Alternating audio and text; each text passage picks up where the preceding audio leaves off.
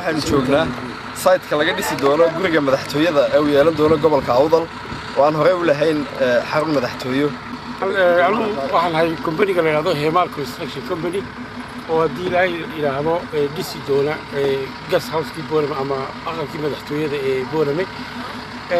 waxaan warbixin ka bixinayaa gurigu inuu ka koobnaan doono oo guri laba dabaq ah oo noqonaya ilaa 10 maqsin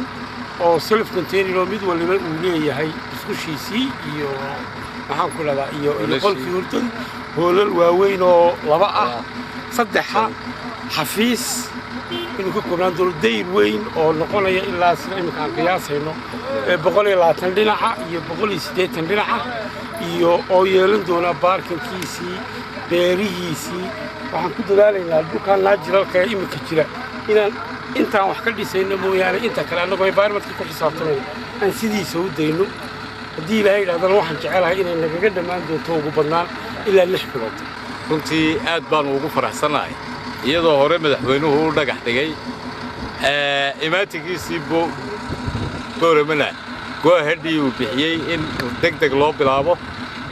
kontaraaggii la bixiyey nashqadiisana ay tahay taal mid la mid ah guriga Burco oo wali waan filayno inaanu ka qurux badnaan doono insha Allah taala naloo soo daayay